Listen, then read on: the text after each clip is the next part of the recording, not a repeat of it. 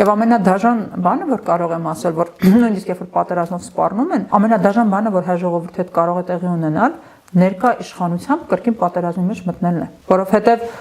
ելքը միանշանակ որոշված է, որովհետև հանձնվելու տրամաբանությամբ, հանձնվելու հոգեբանությամբ մարդկանց դեպքում ելքը դա շատ ավելի վտանգավոր իրավիճակ է, քան նույնիսկ պատերազմը, անկախ ամեն ինչից պետք է փոխել ղեկավարին, պետք է կանգնեցնել այս կործանարար ընթացքը, պետք է մարդկանց հետ անկեղծ լինել։ Շատ շատերը գիտեք հայ հանրությանը թերագնահատում են կամ հազար մի պիտակ են կպցնում, ես դա կարող եմ հասկանալ, գուցե մենք մեր ակնկալիքները հանրությունից այսպես արժեհամակարգային առումով ավելին էին, մենք սպասում էինք, որ այս բոլոր կորուստները, այս բոլոր ուրացումները պիտի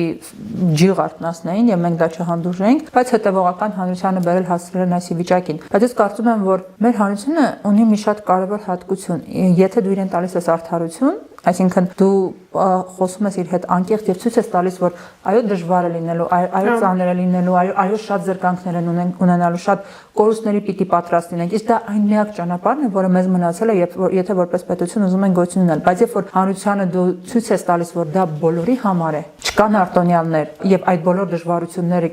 կիսվելու է, մենք այդ առումով պատրաստ կլինենք դրան դիմանալ։ Խնդիրը մեր խնդիրների աղբյուրը միշտ եղել է այդ չափից դուրս ճչացող անարդարությունը, որովհետեւ տարիներ շարունակ եղել ենք որպես պաշարված ամրոց, բայց մենք միշտ չենք պահել պաշարված ամրոցի հոգեբանությամբ,